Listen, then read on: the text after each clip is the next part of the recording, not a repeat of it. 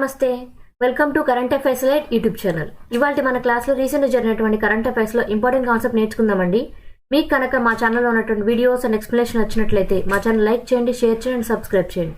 Welcome to current affairs light YouTube channel. ఇవాళ మన concept వచ్చేసి India Maldives bilateral relations. So రీసెంట్గా అయితే ఇండియా మాల్దీవుల మధ్య ఉన్నటువంటి ద్వైపాక్షిక సంబంధాలు ఏవైతే ఉన్నాయో వాటి మధ్య ఎక్కువగా విభేదాలు రావటం అండ్ ఆ రెండింటి మధ్య వచ్చినటువంటి విభేదాలు అనేవి ఎక్కువగా న్యూస్లో నిలుస్తున్నాయి. వీటి యొక్క కారణాలు అనేవి మనకి తెలుసు. సో వాళ్ళ యొక్క టూరిజం మీద వచ్చినటువంటి వ్యాఖ్యలు, వాళ్ళు మన దేశం మీద చేసినటువంటి వ్యాఖ్యలు, వీటన్నిటి ద్వారా ఏంటంటే ఇండియా మాల్దీవ్స్కి మధ్య చాలా దూరం అనేది పెరిగిపోయిందని మనకు స్పష్టంగా అర్థమవుతుంది. సో దానిలో భాగంగా మనకి ఇంటర్నేషనల్ రిలేషన్షిప్స్ అనే క్వశ్చన్ కనుక అరైజ్ అయితే ఈ విధంగా హైలైట్గా ఉన్నటువంటి కంట్రీస్తో మన దేశం ఏ విధమైనటువంటి బంధం ఏర్పరచుకొని ఉంది అండ్ దాని గురించిన ఇన్ఫర్మేషన్ అనేది మనకి ఎక్కువ శాతం ఎగ్జామ్ పాయింట్ ఆఫ్ వ్యూలో అడిగే ఛాన్స్ ఉందన్నమాట. అందుకోసమే ఇండియా మాల్దీవ్స్కి చెందినటువంటి రిలేషన్ ఏ విధంగా ఉంది అని ఈ యొక్క వీడియోలో నేను కంప్లీట్ ఎక్స్ప్లెనేషన్ అనేది ఇస్తున్నాను. అండ్ ఈ యొక్క ఇండియా మాల్దీవ్స్ సంబంధాల్లో భాగంగా రీసెంట్గా వచ్చినటువంటి వ్యాఖ్యానాలు అనే వాటికన్నా కూడా మనకి ఎగ్జామ్ పాయింట్ ఆఫ్ వ్యూలో ఎలా ప్రజెంటేషన్ చేయాలనేది చాలా ఇంపార్టెంట్. సో ఇక్కడైతే ఎందుకు ఇటువంటి కాన్సెప్ట్ అనేది హైలైట్ అయిందో చూద్దాం. అండ్ రీసెంట్గా అయితే మాల్దీవియన్కి సంబంధించినటువంటి ప్రతినిధుల బృందం ఏదైతే ఉందో వాళ్ళు ఏం తెలియజేశారంటే మార్చ్ 15, 2024 టైం కల్లా కూడా మన భారతదేశానికి చెందినటువంటి దళాలు ఏవైతే ఉంటాయో, భారతదేశానికి సంబంధించినటువంటి భారత దళాలు ఏవైతే ఉంటాయో వాటన్నిటినీ కూడా తొలగించి వేస్తున్నాం, అంటే వాటిని మా దేశం నుంచి పంపించేస్తామని చెప్పి మాల్దీవుల బృందం ఎవరైతే ఉంటారో, అంటే భారతదేశం మాల్దీవులకు సంబంధించినటువంటి మీటింగ్లో ఒక గ్రూప్ మీటింగ్లో తెలియజేశారనమాట. సో ఇక్కడ హైకోర్ మీటింగ్ ఏదైతే జరిగిందో దానిలో తెలియజేశారు.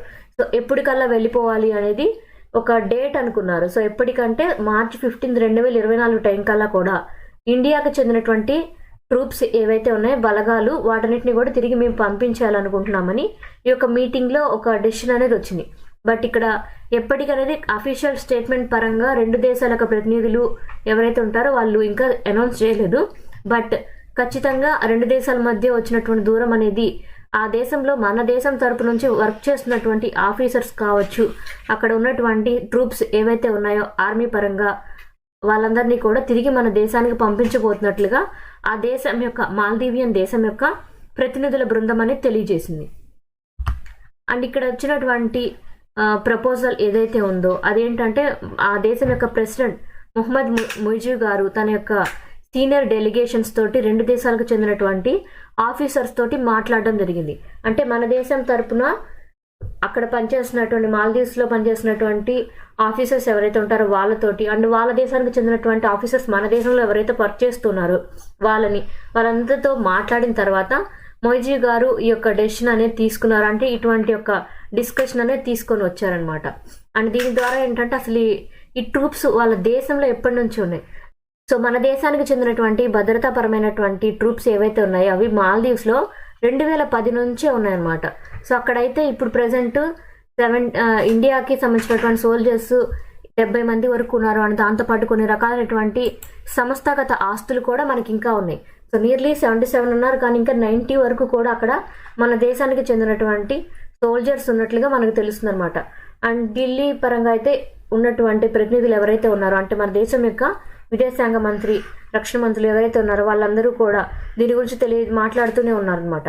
సో మన విదేశాంగ మంత్రి అయినటువంటి జయశంకర్ గారు కూడా దీని గురించి వ్యాఖ్యానించారు. సో వాళ్ళు కనుక అటువంటి మన దేశం నుంచి విడిపోవాలి అనుకుంటే వాళ్ళ డెసిషన్ మేము స్వాగతిస్తాం అన్నట్లుగానే మాట్లాడారనమాట. అండ్ బట్ ఇప్పుడు ఇలా జరిగినప్పటికీ కూడా సో మన కేంద్ర ప్రభుత్వం వాళ్ళ యొక్క డెసిషన్ ఏంటంటే ట్రూప్స్ అనేవి ఖచ్చితంగా అక్కడే ఉంటాయి, ఎంతకాలం ఉంటాయి అనేది మేము ఖచ్చితంగా చెప్తామని చెప్తున్నారు. సో ఎంతవరకు అంటే రెస్క్యూ ఆపరేషన్స్ కనుక అవసరమైతే అంటే అక్కడ కొన్ని హెలికాప్టర్లు కావచ్చు అండ్ దాంతోపాటు అవసరమైనటువంటి డోర్నియర్ ఎయిర్ క్రాఫ్ట్ ఏదైతే ఉందో వాటిని కూడా అక్కడ ఉంచుతామని తెలియజేశారు. అండ్ ఇక్కడ ముయిజీ గారు ఎప్పుడైతే 2023 సెప్టెంబర్లో ఎన్నికయ్యారో ఆ ఎలక్ట్ అవ్వడానికి ఆయన చేసినటువంటి ప్లెడ్జింగ్, అంటే అసలు ఎలక్షన్స్కి వచ్చినప్పుడు క్యాంపెయినింగ్కి వచ్చినప్పుడు ఆయన చెప్పింది ఏంటంటే ఆ దేశం యొక్క ఇన్ఫ్లుయెన్స్ పరంగా ఇండియన్ తరపున వచ్చేటువంటి ఇన్ఫ్లుయెన్స్ అనేది మన దేశం యొక్క సార్వభౌమత్వం మీద ఎటువంటి విధంగా కూడా ఉండనీయమని మాల్దీవుని ప్రెసిడెంట్ ఆయన యొక్క ఎలక్షన్స్ కోసం చెప్పిన క్యాంపెయిన్లో తెలియజేశారనమాట. అంటే అసలు ఆయన ఎలక్షన్స్లోకి వచ్చిందే మన దేశంతో బంధాన్ని తీసివేసి వాళ్ళ యొక్క దేశాన్ని బలపరుస్తాను అనే వ్యాఖ్యానాలతోటే ఆయన వచ్చారనమాట. అండ్ దాంతోపాటు ఏంటంటే ఆయన చెప్పినటువంటి ఇంకో విషయం, వాళ్ళు చైనాతోటి మంచి బంధాన్ని కోరుకుంటున్నారు. అలా చైనాతోటి మంచి బంధాన్ని కోరుకోవడం ద్వారా ఏంటంటే చైనా యొక్క నిధులు అనేవి వాళ్ళ దేశానికి ఇవ్వబడతాయి. అది కూడా వాళ్ళ విషయాల్లో ఒక ప్రముఖంగా ఉన్నటువంటి ఒక అంశం. అండ్ వాళ్ళు ఇక్కడ ఏదైతే జరుగుతుందో, అంటే ఇక్కడ జరుగుతున్నటువంటి విషయం ఏదైతే ఉందో అక్కడ ఉన్నటువంటి పాలసీ డైరెక్టర్ అయినటువంటి అహ్మద్ నజీమ్ గారు తెలియజేశారన్నమాట. ఏమని, ఈ యొక్క మాల్దీవ్ ప్రెసిడెంట్ అహ్మద్ నజీమ్ గారు పాలసీ డైరెక్టర్ ఎవరైతే ఉన్నారో ఆయన ఈ ప్రెసిడెంట్ ఆఫీస్ తరఫున ఈ యొక్క విషయాన్ని తెలియజేశారన్నమాట. ఏంటంటే ఈ యొక్క మార్చ్ 15 తర్వాత భారతదేశానికి చెందినటువంటి ఇండియన్ ట్రూప్స్ అనేవి మన మాల్దీవ్స్ నుంచి వెళ్ళిపోతాయి అనేటువంటి విషయాన్ని ఆయన తెలియజేశారు. అండ్ ఇక్కడ మన దేశానికి ఇండియాకి మాల్దీవ్స్కి చాలా బంధం అనేది ఉంది. సో ఇండియా మాల్దీవ్స్ అనేవి వాళ్ళ యొక్క కల్చర్ పరంగా అండ్ మన దేశంలో ఉన్నటువంటి భాషల పరంగా దగ్గర సంబంధం అనేది ఉంటుంది. అండ్ ఇక్కడ వాళ్ళు ఎప్పుడైతే మన కేరళకి దగ్గరగా ఉంటారో కేరళ నుంచి అండ్ అక్కడ మాల్దీవ్స్కి ఎక్కువగా భాష సంబంధమైనటువంటి సంబంధం ఎక్కువగా ఉంది. కల్చరల్ పరంగా మన యొక్క సంస్కృతి సాంప్రదాయాలు మతపరమైన విషయాలు కూడా చాలా వరకు కలుస్తుంటాయి అన్నమాట. మన రెండు దేశాల మధ్య ఉన్నటువంటి బంధం ఏదైతే ఉందో అది చాలా క్లోజ్ అన్నమాట. అది కూడా ఏదో ఒక అంశం పరంగా కాదు, చాలా విభిన్నమైనటువంటి అంశాల పరంగా రెండు దేశాల మధ్య బంధం అనేది ఉంది. అండ్ అసలు మాల్దీవియన్ కంట్రీస్ అనేవి, అంటే ఇక్కడ మాల్దీవులు అంటే అక్కడ ఉన్నటువంటి చిన్న చిన్న ద్వీపాలు ఏవైతే ఉన్నాయో వాటిని కూడా గుర్తించింది మన దేశమే అనమాట. సో ఫస్ట్ ఎప్పుడైతే 1965లో మాల్దీవ్స్కి ఇండిపెండెన్స్ అనేది వచ్చిందో అప్పుడు ఆ మాల్దీవ్స్ని ఒక స్వతంత్రంగా ఉన్నటువంటి దేశంగా అండ్ వాటిని కూడా ఒక గుర్తించింది మన ఇండియా మాత్రమే. అండ్ అప్పటి నుంచే మన భారతదేశం వాటితో దౌత్యపరమైనటువంటి సంబంధాలు అనేవి కలిగి ఉంది. మినికాయ్ దీవి ఏదైతే ఉందో దాని నుంచి 70 నాటికల్ మైళ్ళ దూరంలో ఉంది. అండ్ దాంతోపాటు వెస్ట్ కోస్ట్ నుంచి అయితే 300 నాటికల్ మైళ్ళ దూరంలో ఈ యొక్క మాల్దీవ్స్ అనేవి ఉన్నాయి. అండ్ ఇక్కడ ఇది ఒక కమర్షియల్ సీ లైన్ హబ్గా కూడా ఉందన్నమాట. అంటే ఇండియన్ ఓషన్ ప్రాంతంలో ఇది ఎక్కడెక్కడ ఉందంటే 8 degree channel and 1.5 degree north ఛానల్స్కి దగ్గరగా దాని యొక్క ఇంపార్టెన్స్ అనేది ఉండటంతో మనకు కూడా ఈ యొక్క మాల్దీవ్స్ తోటి బంధం కలిగి ఉండడం అనేది చాలా ఇంపార్టెంట్. అండ్ ఇక్కడ ఉన్నటువంటి మాల్దీవ్స్ ఏవైతే ఉన్నాయో వాటితో ఖచ్చితమైన బంధం అనేది మన ఇండియా ఏర్పరచుకోవడానికి ఇంకొక ముఖ్య కారణం ఏంటంటే ఇవి వేరే దేశంతో అంటే చైనాతోటి ప్రబలకుండా ఉండడం కోసమే ఇండియా ఈ యొక్క ప్రాంతపరంగా అంటే మనకి ఎప్పుడైతే ఇది దగ్గరగా ఉందో వీటిని మనం ఎప్పటి నుంచో గుర్తిస్తూ వస్తున్నాం. అంటే వాటికి కూడా మన ప్రాముఖ్యత అనేది ఫస్ట్ నుంచి ఇస్తున్నాం అనమాట. అండ్ అక్కడ ఉన్నటువంటి చాలా ప్రాంతాలకి కూడా మన దేశంతో కల్చరల్ టైస్ అనేది ఉండటం అనేది ముఖ్య ఉద్దేశం. అండ్ ఇక్కడ మన దేశానికి అండ్ మాల్దీవ్స్ పరంగా వెల్ రికగ్నైజేషన్ అనేది ఉంది. మాల్దీవ్స్ అనేవి చాలా చిన్న దేశం లాగా గుర్తించబడింది. బట్ ఎప్పుడైతే ఇండియా లాంటి పెద్ద దేశం వాళ్ళకి తోడుగా ఉంటుందో వాళ్ళకి చాలా సెక్యూరిటీ పరంగా చాలా ఆశాభావం అనేది వాళ్ళకు ఉందన్నమాట. అండ్ దాంతోపాటు ఇండియా ఫస్ట్ అనేది వాళ్ళ నానుడిగా ఎప్పటి నుంచో వస్తుంది. అంటే మాల్దీవ్స్ గవర్నమెంట్ ఎప్పటి నుంచో వాళ్ళ ప్రయారిటీ అనేది మన దేశానికి అన్ని విధాలా అందిస్తూ ఉంది.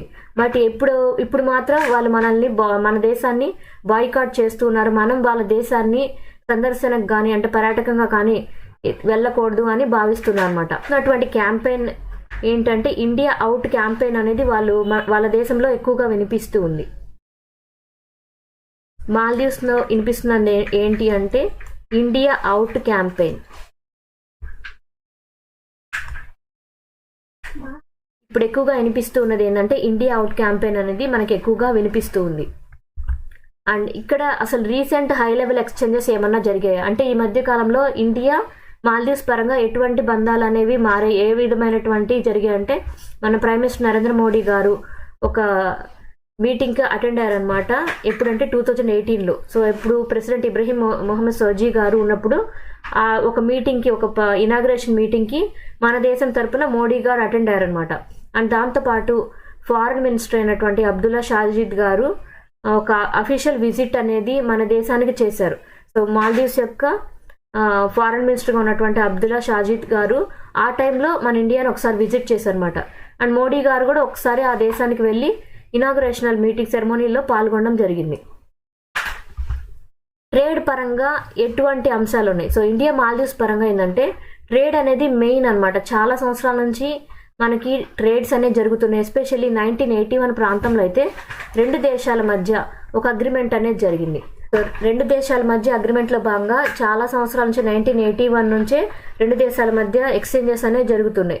అండ్ ఇది ఏ విధంగా అంటే ఇండియా మాల్దీవ్స్ బయలేటరల్ ట్రేడ్లో భాగంగా 2020 సంవత్సరంలో నియర్లీ $213.91 మిలియన్ ట్రేడ్ అనేది రెండు దేశాల మధ్య జరిగింది.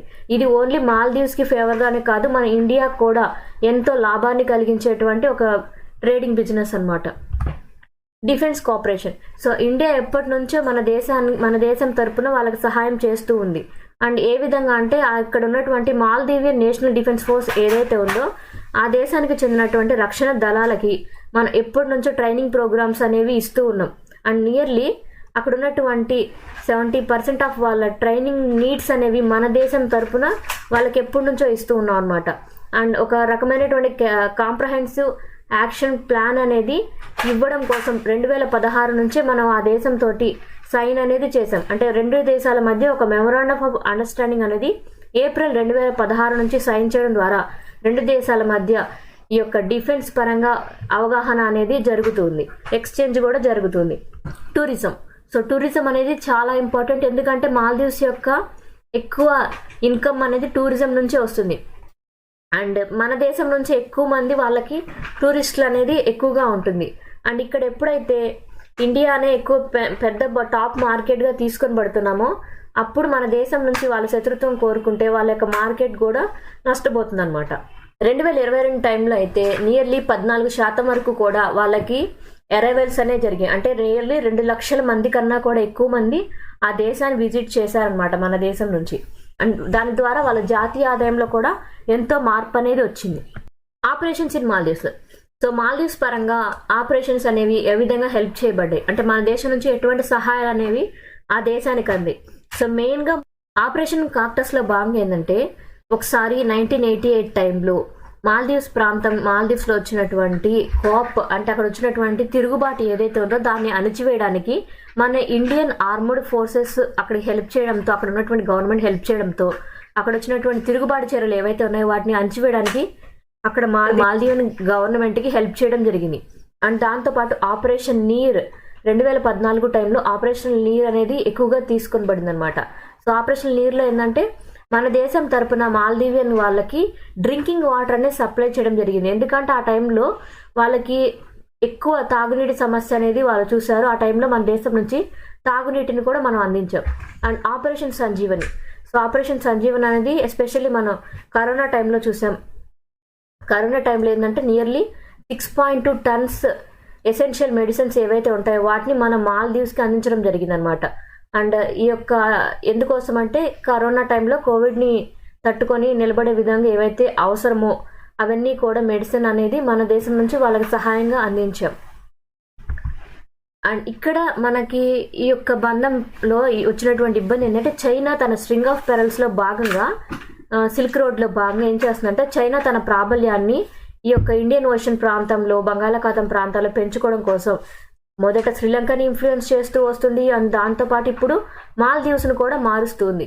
సో మాల్దీవ్స్ మీద ఇన్ఫ్లుయెన్స్ చూపిస్తూ వస్తున్నప్పుడు మాల్దీవ్స్ మీద ఇన్ఫ్లుయెన్స్ పడుతూ ఉండటం వల్ల ఏంటంటే మాల్దీవ్స్ని కూడా అది టార్గెట్ చేసి తన ఆధీనంలో పెట్టుకోవడం అనేది జరుగుతుంది.